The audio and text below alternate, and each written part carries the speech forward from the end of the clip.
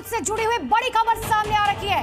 Putin के प्रस्ताव पर ज़ेलेंस्की ने कहा यूक्रेन कल से सीज फायर के लिए तैयार है। ये बहुत बड़ी खबर इस वक्त की आपको बता रहे हैं। रशिया और यूक्रेन का वो युद्ध जो कई महीनों से चला रहा था, इन सब के बीच में कल से सीज फायर के लिए तैयार है। ज़ेलेंस्की की तरफ से कहा गया है। दरअसल रूसी राष्ट्रपति पुतिन यूक्रेन के सामने बगैर किसी शर्त के बातचीत का प्रस्ताव उन्होंने रखा है।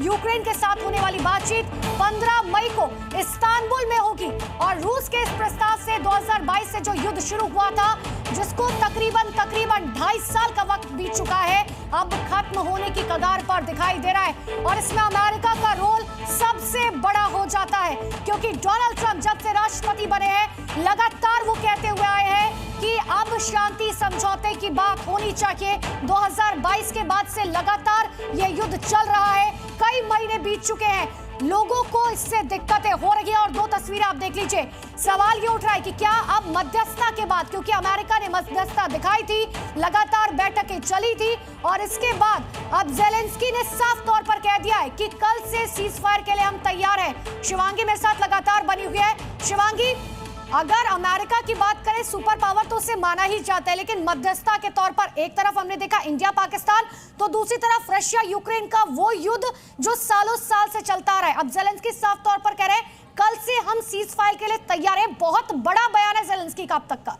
बिल्कुल अनुपमा, और आपको बता दूं कि ये युद्ध मैंने खुद ग्राउंड जीरो पर जाकर कवर किया है। पहली बार नहीं है कि जब दोनों ही देशों के डेलीगेशन मिलेंगे, कई बार मध्यस्थता की गई है, कई देशों में मीटिंग हुई है, लेकिन इस बार मुखर होकर पुतिन ने क्या कहा है कि 15 मई को इस्तांबुल में मीटिंग किया जाए। और इन सब के बीच जो स्टेटमेंट अब आया है ज़ेलेंस्की की ओर से, उसमें एक लाइन बहुत सटीक होती है। उसमें उन्होंने क्या कहा है कि we expect Russia to confirm a ceasefire. मतलब उनका साफ कहना है कि मीटिंग कई बार हुई है, लेकिन उसको कंफर्म किया जाए, सीज फायर हो, क्योंकि यूक्रेन और रशिया, अब दोनों ही देशों को यहां पर नुकसान हो रहा है। आप देखिए नेटो कंट्रीज जितनी भी थी, कई बार मध्यस्थता करने की कोशिश इनकी ओर से की गई और कई बार मीटिंग का दौर भी हुआ, लेकिन रशिया पीछे हटने को तैयार नहीं था। पर जब से डोनाल्ड ट्रंप की एंट्री हुई है और एक बार फिर से अमेरिका की सत्ता पर वो काबिज हुए, तब से हम देख रहे हैं कि रूस का जो है वो बदल गया है। लिया जाना चाहिए, क्योंकि डोनाल्ड ट्रंप की जब लास्ट टाइम ज़ेलेंस्की से मुलाकात हुई थी, उस वक्त दोनों के बीच आर्ग्यूमेंट्स हुए थे, इंटरनेशनल मीडिया में वो काफी छाया रहा था, लेकिन अब एक पॉजिटिव टर्म्स नजर आ रहे हैं।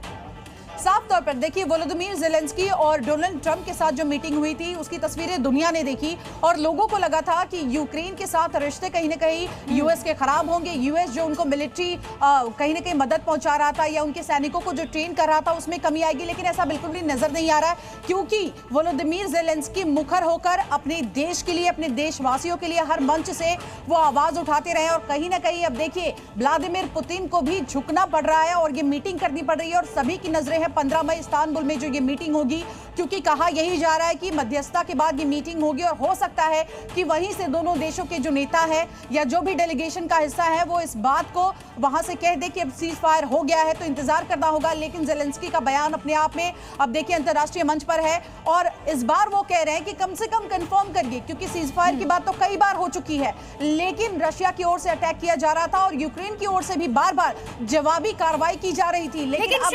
शिवांगी, लेकिन यहाँ पर एक बहुत इंपॉर्टेंट बात यह भी है कि चाहे इंडिया पाकिस्तान के युद्ध की बात की जाए या फिर रशिया यूक्रेन के युद्ध की बात की जाए, जब डोनाल्ड ट्रंप या अमेरिका खुद सामने से आकर मध्यस्थता की बात करता है, क्या अमेरिका सिर्फ ये दिखाने की कोशिश नहीं कर रहा कि पूरी दुनिया कहीं ना कहीं उनके कंट्रोल में है, वो कोई युद्ध करा भी सकते हैं और कोई युद्ध रुकवा भी सकते हैं?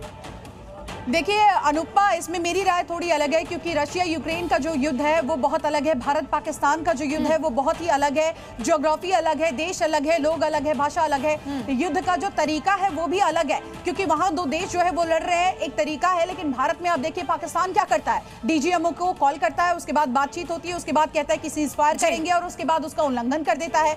तो ऐसे में अमेरिका की मध्यस्थता पर भी अब सवाल उठ रहे हैं। इंतजार रहेगा शिवांगी इस बात का कि क्या रशिया और यूक्रेन का जो युद्ध 2022 से चलता हुआ आ रहा है, क्या वो समाप्त होगा या नहीं होगा। एक पॉजिटिव टर्म नजर आ रखे हैं।